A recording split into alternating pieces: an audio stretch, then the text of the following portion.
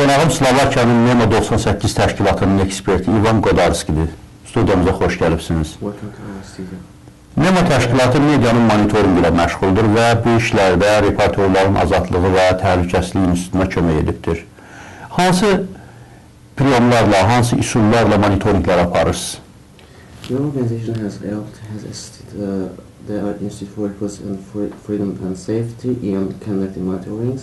And how did you contribute to the methodology? Well, we tried together with colleagues from IFS to come up with the methodology which can be used for media monitoring of Azerbaijani media outlets. And we use for that purpose the methodology which has been internationally tested in a number of countries. As Memo-98, as a Slovak-based NGO, is carried out these media monitoring projects all over the world, basically.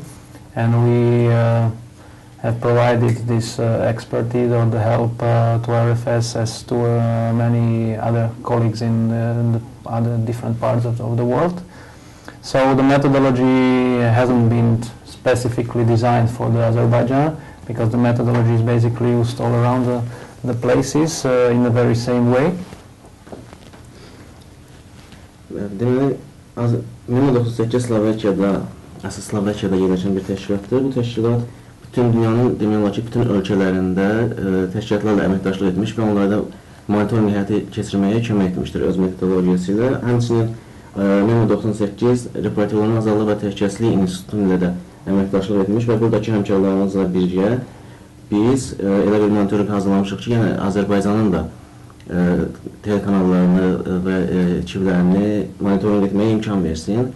Lakin bununla əlavə, yəni bizim metodologiyaya imkan verir ki, yalnız Azərbaycan üçün yox, yəni bu spesifik olaraq Azərbaycan üçün hazırlanmayıb, amma yəni dünyanın bütün ölkələrində kütləvi informasiya vasitələrini monitoring aparmağa imkan verir.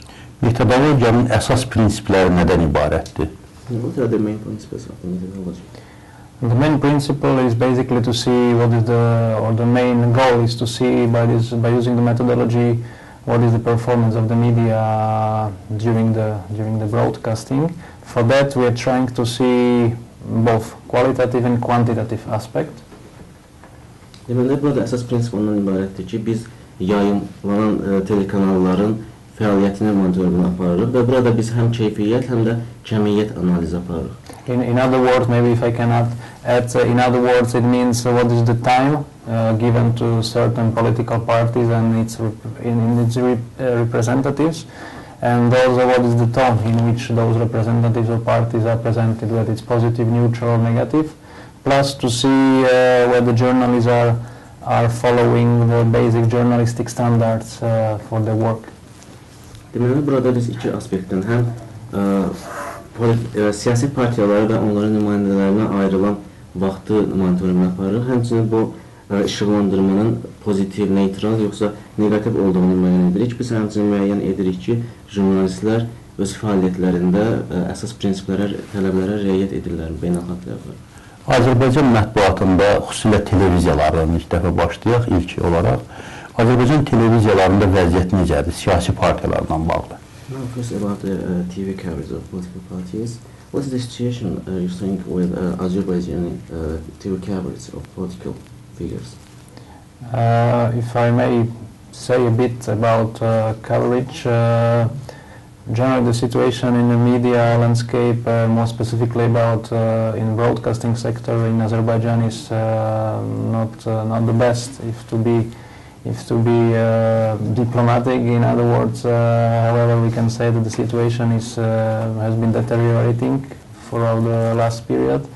That's why we thought that such a project has a very good, that there is a need for such a project to help people to understand how basically media are broadcasting and to give them some additional information to reflect what has been broadcast by the media.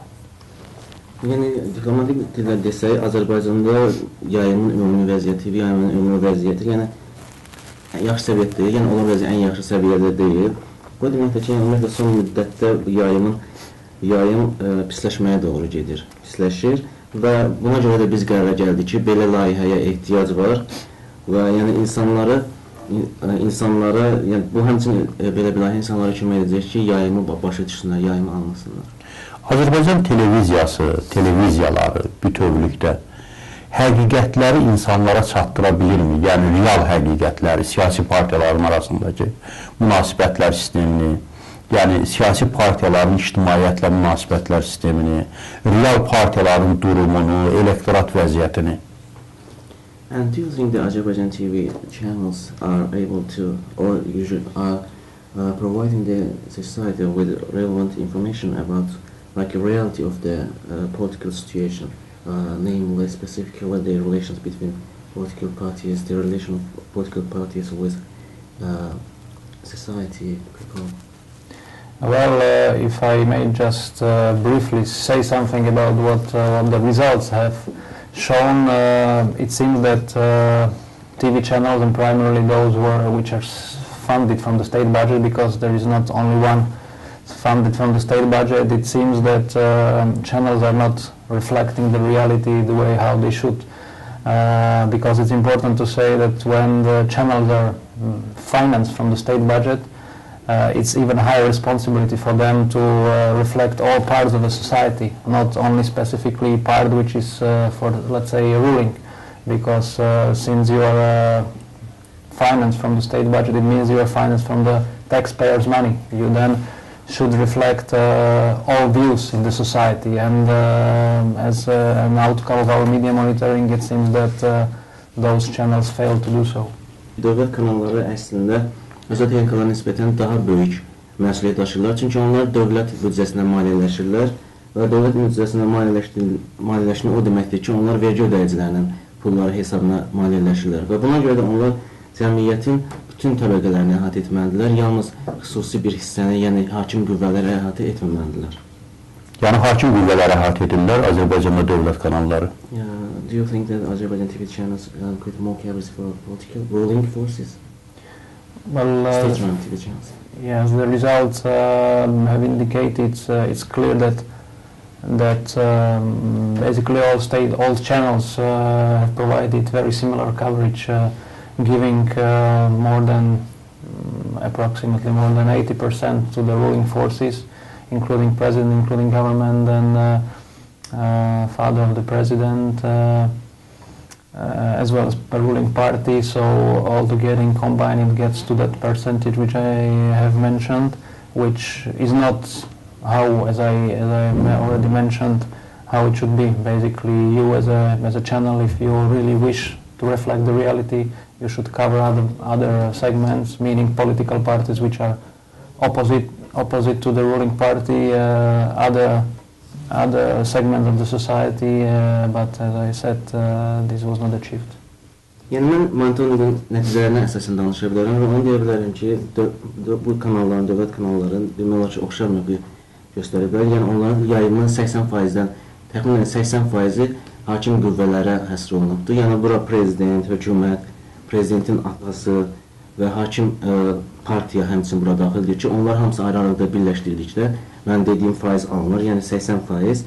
Amma əgər sən dövlət büdcəsindən maliyyələşirsənsə, sən o zaman cəmiyyətin digər tərəfindən, yəni müxalif fikirdə öyrənməlisən, əks etdirməlisən və buna görə də onlar həqiqəti əks etdirmirlər. If I just may add, usually if you are a broadcaster and you would like really to be fair, you are trying to see positive, neutral, and also negative parts of the political landscape, because of course there are critical views.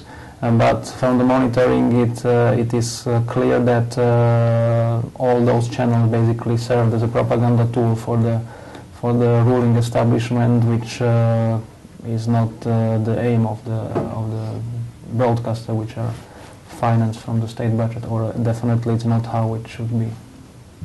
Yəni dövlət büdcəsindən maliyyələşən yayımçıların əsas prinsiplərinin biri olmalıdır ki, dövlət büdcəsindən maliyyələşən yayımçıların əsas məqsədlərindən biri olmalıdır ki, izləyiciləri ədalətli informasiya ilə təminləsin. Yəni izləyicilər ədalətli, həmçinin pozitiv informasiya ilə yanaşı neytral və ya negativ informasiya da görmək istəyirlər. Yəni siyasi mənzərə ondan ibarətdir ki, Azərbaycanın televiziya yayımı daha çox hakim qüvvələr üçün təbliğat maşını rolunu oynayır. Bəs müxalifəti necə dövlət kanallarında, ümumiyyətlə digər özəl kanallarda negativ işıqlandırırlar, yoxsa pozitiv işıqlandırırlar müxalifətin fəaliyyətini xüsusilə? What about the oppositional coverage of the private and state-run TV channels in Azerbaijan?